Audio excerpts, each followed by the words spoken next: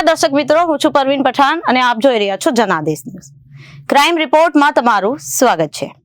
દિવસે ને દિવસે આપણા શહેર, રાજ્ય અને દેશમાં ગુનાખોરીઓનો ગ્રાફ વધતો જ જાય છે.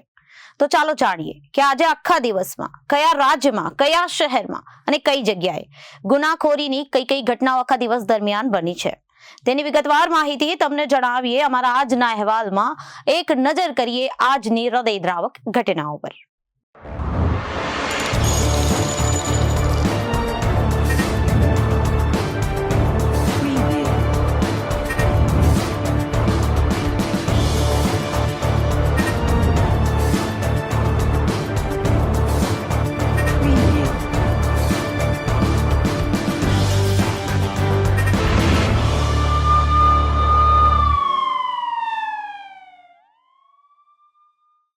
વાત કરીએ રાજકોટની, તો રાજકોટ માર્કેટિંગ યાર્ડમાં જીરાનો સોદો કરી ઢોલરિયા બંધુની પેઢીએ 145 કમિશન એજન્ટોને 17.19 કરોડનો ચૂનો ચોપાડ્યો છે. યાર્ડમાં પેઢી ધરાવતા બિપિન ઢોલરિયા અને નીતિશ ઢોલરિયા દ્વારા કમિશન એજન્ટો સાથે કરોડોની છેતરપિંડીનો મામલો સામે આવ્યો છે. આરોપીઓએ કરોડોનો સોદો કરી પેમેન્ટ ન કરતા કમિશનર એજન્ટોને વેપારીઓ તપાસ કરતા ભાંડો ફૂટ્યું હતું અને ઉઠામણા થયું હોવાની વાત સામે આવી હતી. રાજકોટ માર્કેટ યાર્ડમાં વેપારીઓ પેઢી પાસે 145 કમિશન એજન્ટો દ્વારા રૂપિયા 17.19 કરોડ ફસાયા, જેની પોલીસ તપાસ અત્યારે ચાલી રહી છે. રાજકોટ માર્કેટ યાર્ડમાં વેપારી પેઢી પાસે 145 કમિશન એજન્ટોના રૂપિયા 17.19 કરોડ ફસાયા છે.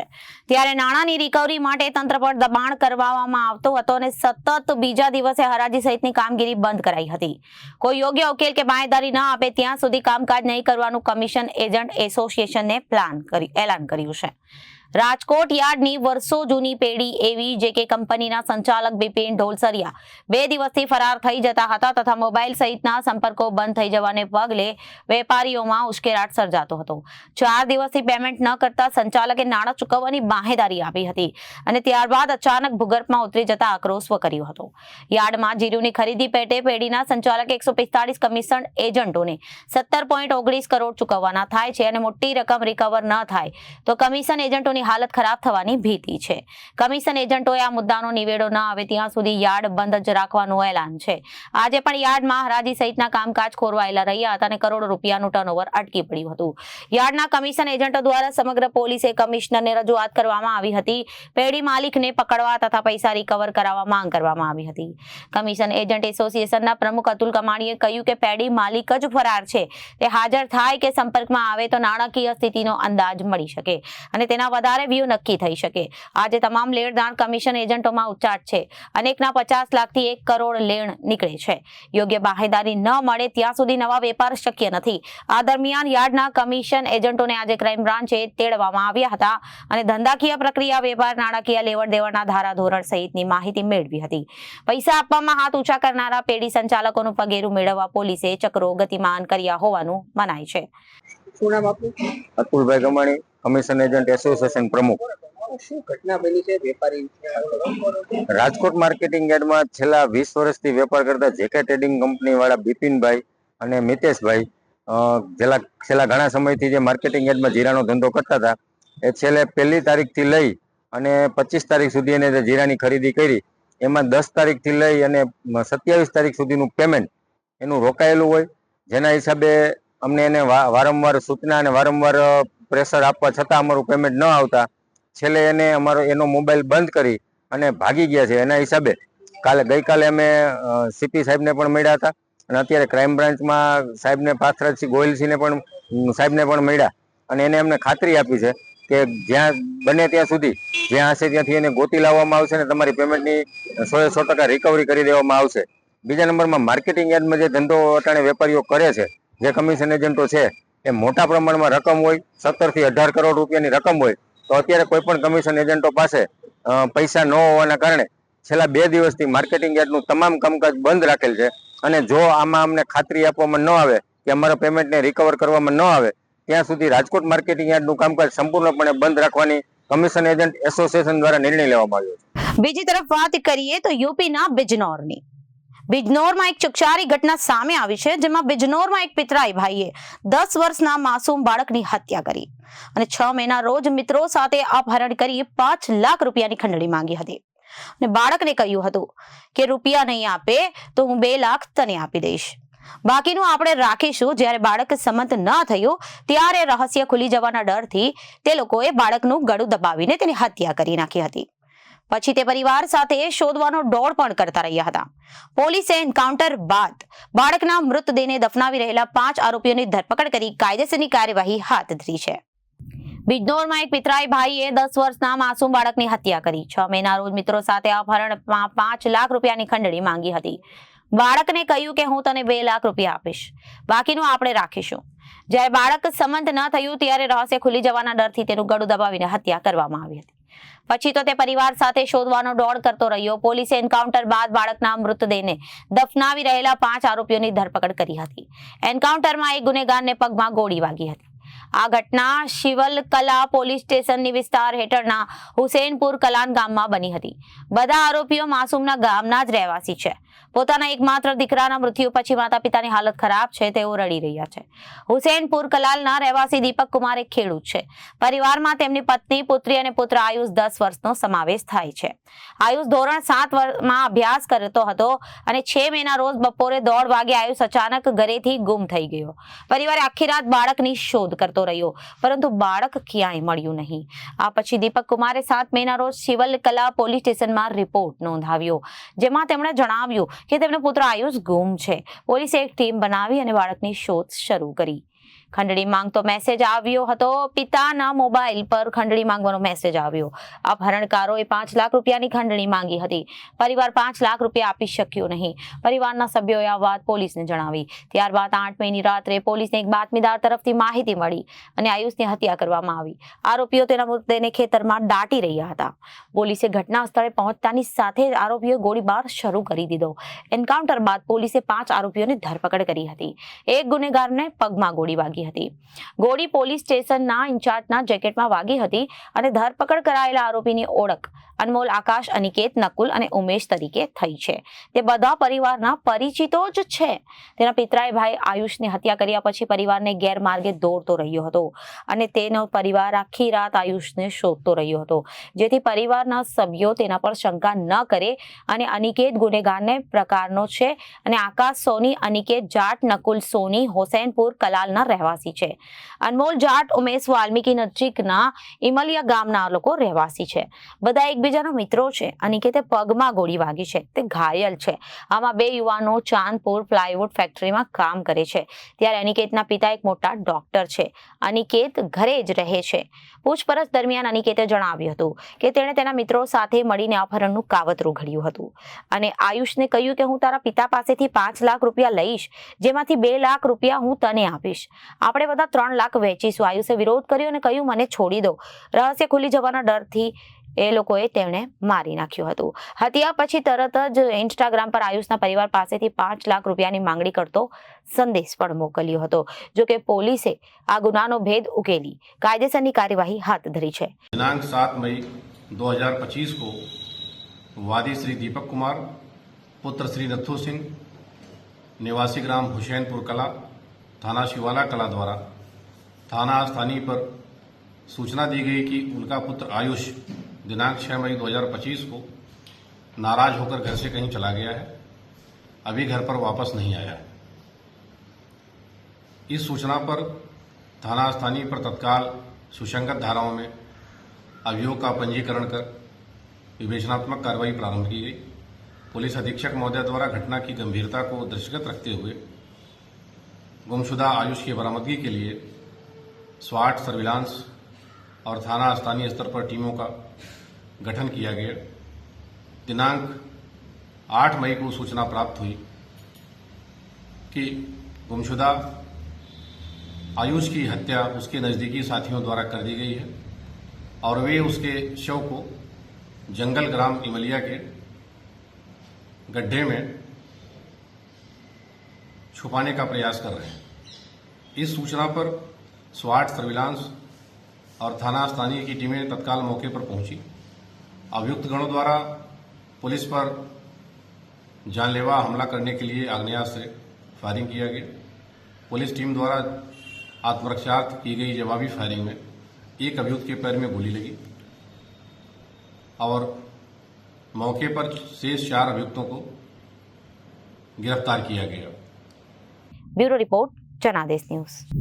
એક તરફ સરહદીય વિસ્તારોમાં તણાવભરી સ્થિતિ સર્જાઈ છે અને રાજ્ય સરકાર દ્વારા પણ આગોતરા પગલાં લેવા માટે બેઠકો બોલાવવામાં આવી રહી છે, ત્યારે બીજી તરફ કેટલાક લોકો દ્વારા રાષ્ટ્રીય લાગણી દુભાય તેવા અને સેનાનું મનોબળ નબળું પડે તેવા કૃત્યો કરવામાં આવી રહ્યા છે। સોશિયલ મીડિયામાં ભ્રામક અને ખોટી વિગતો શેર કરવામાં આવી રહી છે, જેની સામે ગુજરાત પોલીસ દ્વારા કડક કાર્યવાહી કરવામાં આવી છે। તો ગુજરાત પોલીસનો સાયબર વિભાગ આ બાબતે નજર રાખી રહ્યું છે અને 4 લોકો સામે ફરિયાદ નોંધવામાં આવી છે। ગૃહમંત્રી હર્ષ સંઘવીની અધ્યક્ષતામાં મહત્વની બેઠક મળી હતી, જેમાં ડીજીપી અને સાયબર સેલના અધિકારીઓ જોડાયા હતા। તો સાયબર વિભાગની ટીમે આ બાબતે ચાંપતી નજર રાખી રહી છે અને દેશ વિરોધી પોસ્ટ કરનારા સામે કડક કાર્યવાહી થશે અને ગુજરાત પોલીસે આ બાબતે 4 લોકો સામે ફરિયાદ પણ નોંધી છે। આર્મી મુવમેન્ટની પોસ્ટ કરનારા સામે પણ કાર્યવાહી થશે તેવી માહિતી સામે આવી છે। પોલીસ વિભાગના સોશિયલ મીડિયા પર નજર રાખી રહ્યું છે। આ દરમિયાન સોશિયલ મીડિયા પર બંને દેશો વચ્ચે યુદ્ધ જોવા મળી રહ્યું છે। થોડા દિવસો પહેલા ભારતે પાકિસ્તાનની અભિનેતા ફવાદ ખાનની આગામી ફિલ્મ અબીર ગુલાલની રિલીઝ પર પ્રતિબંધ મૂક્યો હતો। હવે વધુ મોટા સમાચાર સામે આવ્યા છે કે એક મોટા પાકિસ્તાની કલાકારના ઇન્સ્ટાગ્રામ એકાઉન્ટમાં ભારત દેખાતા નથી। તેમાં હાનિયા આમિર, માહિરા ખાન, આયઝા ખાન, ઇકરા અઝીઝ જેવા ઘણા મોટા નામનો સમાવેશ થાય છે। આ કાર્યવાહીને કારણે કલાકારોના ફેન્સ ખૂબ જ આશ્ચર્યચકિત છે અને સમજી શકતા નથી કે આવું કેમ થઈ રહ્યું છે। માહિરા ખાન, આયઝા ખાન અને હાનિયા આમિર, ઇકરા અઝીઝ, સજલ અલી જેવા પાકિસ્તાની સ્ટાર્સનું ભારતમાં ખૂબ જ મોટું ફેન ફોલોઈંગ છે। ભારતમાં પાકિસ્તાની સિરિયલોના ઘણા ચાહકો છે। હમસફર, મેરે હમસફર, ખુદા ઓર મોહબ્બત જેવા શો ભારતમાં ખૂબ જ પસંદ કરવામાં આવે છે। જો કે હવે ફેન્સ તેમના મનપસંદ સ્ટાર્સના ઇન્સ્ટાગ્રામ એકાઉન્ટ્સ જોઈ શકતા નથી, જેના કારણે તેઓ ખૂબ જ નિરાશ જોવા મળી રહ્યા છે અને 4 લોકો સામે ફરિયાદ પણ નોંધાઈ છે। કાલે ગુજરાતના વિવિધ જિલ્લાઓમાં સોશિયલ મીડિયાની પોસ્ટના માધ્યમથી દેશ વિરોધી અને ખાસ કરીને આપણી ફોર્સનું મનોબળ તોડે તેવી પોસ્ટ કરનાર 4 લોકો પર એફઆઈઆર દાખલ કરવામાં આવી છે। આ પ્રકારની કોઈ બી હરકત એ ગુજરાતમાં ચલાવી લેવામાં આવશે નહીં। ગુજરાત પોલીસને સતર્કતા જોડે આ પ્રકારની સોશિયલ મીડિયા પોસ્ટ પર સંપૂર્ણપણે ધ્યાન રાખવા જોડે કોઈ બી આવી પોસ્ટ ધ્યાન પર આવે તો તાત્કાલિક એવા લોકો પર કડકમાં કડક પગલાં ભરવાની સૂચના આપવામાં આવી છે। Bureau report Janadesh news. તો બીજી બાજુ વાત કરીએ સુરતની। સુરતના સલાવતપુરા વિસ્તારમાં આવેલી એનટીએમ ટેક્સટાઇલ માર્કેટમાં તારીખ 3/5/2025 રાત્રિના સમયે અજાણ્યા 4 ઈસમો રોકડા રૂપિયાની ચોરી કરી એનટીએમ ટેક્સટાઇલમાં આવેલા દુકાન નંબર 1173 અને 1174 નું તાળું ડુપ્લિકેટ ચાવી વડે ખોલી ઓફિસના ડ્રોરમાં પડેલા રૂપિયા 14,70,000 રૂપિયા લઈ રફુચક્કર થઈ ગયા હતા અને દુકાનના માલિકને ઘટનાની જાણ થતા સલાબતપુરા પોલીસ સ્ટેશનમાં ફરિયાદ નોંધાવવામાં આવી હતી। જો કે સલાબતપુરા પોલીસે સીસીટીવી કેમેરા ચેક કરી ગણતરીના કલાકોમાં આરોપીઓને પકડી પાડી ઝારખંડ અને મધ્યપ્રદેશમાંથી આરોપીઓને પકડી પાડી કાયદેસરની કાર્યવાહી હાથ ધરી છે। સુરતના સલાબતપુરા વિસ્તારમાં આવેલ એનટીએમ ટેક્સટાઇલ માર્કેટમાં તારીખ 3/5/2025 ને રાત્રિના સમયે અજાણ્યા 4 ઈસમો રોકડા રૂપિયાની ચોરી કરી ફરાર થઈ ગયા હતા।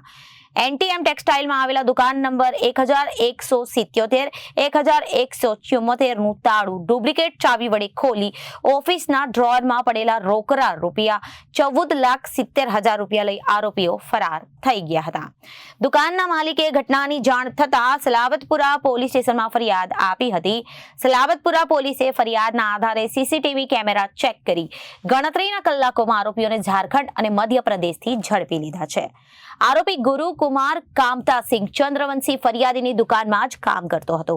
આરોપી શંકર ગુલાકી મહેતો, આરોપી મિથિલેશ ઉર્ફે રાજેન્દ્ર ઉર્ફે રાજુ રોહિત સોરસિયા, કુલ પોલીસે 3 આરોપીઓની અટકાયત કરી વધુ તપાસ હાથ ધરી છે। ડુપ્લિકેટ ચાવી બનાવી કાવતરું ઘડી શનિવારે રાત્રે ચોરીને અંજામ ચોરોએ આપ્યો હતો. પોલીસે સીસીટીવી ફૂટેજના આધારે તપાસ ચાલુ કરી હતી અને સીસીટીવી કેમેરાના આધારે પોલીસે ગોળાદરામાં તેના ઘર સુધી પહોંચી અને આરોપી ચોરી કર્યા બાદ પ્રાઇવેટ ટ્રાવેલ્સ મારફતે તેમના વતન ઝારખંડ જતા હતા તેવી માહિતી મુજબ પોલીસે ઝારખંડ તરફ તપાસ માટે આગળ વધી હતી. પોલીસે મધ્યપ્રદેશના ગુલાબજાંગ ખાતેથી ટ્રાવેલ્સ બસમાંથી આરોપીઓને ઝડપી પાડ્યા છે અને પૂછપરછ કરતા આરોપી પાસેથી રોકડા ₹3,27,600 રિકવર કર્યા છે. હાલ સલાબતપુરા પોલીસ દ્વારા વધુ પૂછપરછ હાથ ધરવામાં આવી રહી છે. સલાબતપુરા પોલીસ સ્ટેશન વિસ્તારમાં આવેલ એનટીએમ માર્કેટ જે છે ત્યાં 3 તારીખના રોજ રાત્રે 9:30 થી 9:45 વાગ્યાના સુમારે જે માં કિડ્સવેર કરીને દુકાન છે એમાં ચોરીની ઘટના બનેલી હતી. 5 તારીખે સોમવારે સવારે જ્યારે તેના માલિકે દુકાન ખોલી અને એમના ધ્યાનમાં આવ્યું ત્યારબાદ એમણે ₹14,70,000ની આ જે ચોરી છે એની ફરિયાદ આપેલી હતી.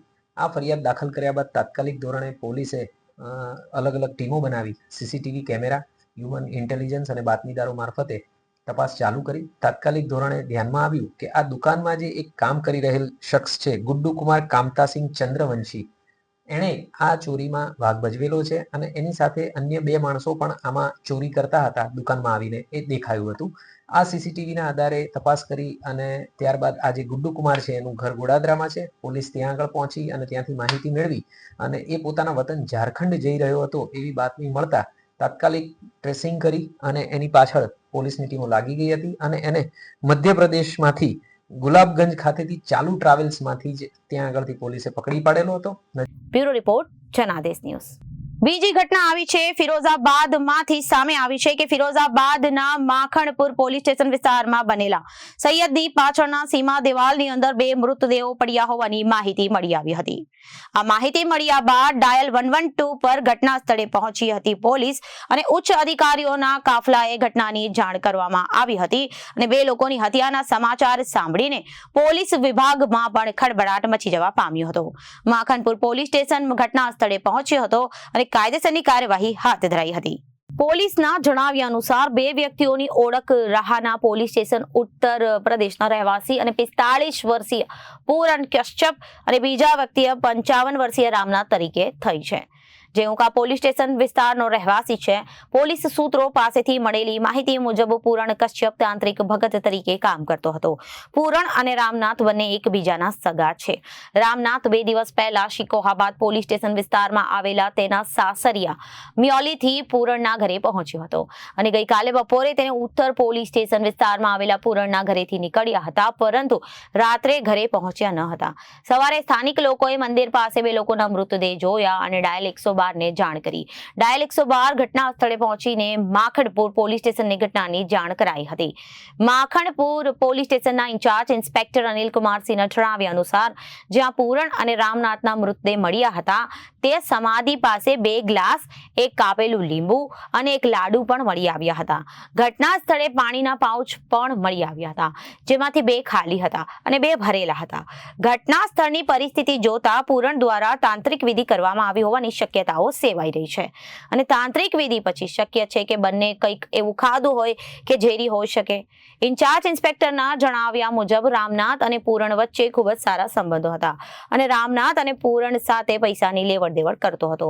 જોકે આ કિસ્સામાં અધિક પોલીસ અધિક્ષક ગ્રામીણ અખિલેશ ભાદોરિયાનું સ્થળનું નિરીક્ષણ કર્યું અને અખિલેશ ભાદોરિયા કહે છે કે પ્રથમ દ્રષ્ટિએ બંને લોકોના મૃત્યુનું કારણ ઝેરી પદાર્થ હોવાનું જણાય છે. જોકે પંચનામા ભર્યા બાદ બંનેના મૃતદેહનું પોસ્ટમોર્ટમ માટે મોકલી દેવામાં આવ્યા છે. પોસ્ટમોર્ટમ રિપોર્ટ આવ્યા પછી જ મૃત્યુનું સાચું કારણ જાણી શકાશે. આ સંદર્ભમાં બંને વ્યક્તિઓના પરિવારના સભ્યો પાસેથી પણ માહિતી એકત્રિત કરવામાં આવી રહી છે. પોસ્ટમોર્ટમ રિપોર્ટ આવ્યા બાદ ફરિયાદના આધારે કેસ નોંધી આગળની કાર્યવાહી કરવામાં આવશે. खाली प्लॉट है, बाउंड्री हुई है। सूचना मिली थी कि यहाँ 2 व्यक्तियों के शव मिले हैं। यहाँ तत्काल हमारी थाना पुलिस और फॉरेंसिक टीम यहाँ मौके पर पहुँची है। यहाँ प्रथम दृष्टया ये दोनों व्यक्ति जिनकी एक मोटरसाइकिल खड़ी हुई है जिसमें का हेल्मेट भी टंगा हुआ है और इनको किसी प्रकार की जाहिरात चोट भी नहीं है। यहाँ पर जहाँ ये बैठे हुए थे 2 पानी के गिलास और एक नींबू और लड्डू यहाँ रखा हुआ मिला है इनके बीच में। वहीं है साइड में जो मिले हैं। ऐसा लगता है कि यहाँ पर ये किसी कारण से आए हैं और कुछ इन्होंने यहाँ पर खाया पिया। संभवतः उसमें कोई पॉइजनिंग जैसी कोई चीज़ रही होगी। बाकी पोस्टमार्टम में जो उसका भी करवाया जाएगा उससे स्पष्ट होगा कि मृत्यु कारण क्या है। Bureau report Janadesh news. તો આ હતી આજે આખા દિવસમાં બનેલી હૃદયદ્રાવક અને ચકચારી ઘટનાઓ, જેની વિગતવાર માહિતી આપણે જાણી। આવી જ બીજી ઘટનાઓ અને બીજા અહેવાલો સાથે ફરી મળીશું। ત્યાં સુધી જોતા રહો જનાદેશ ન્યૂઝ। નમસ્કાર।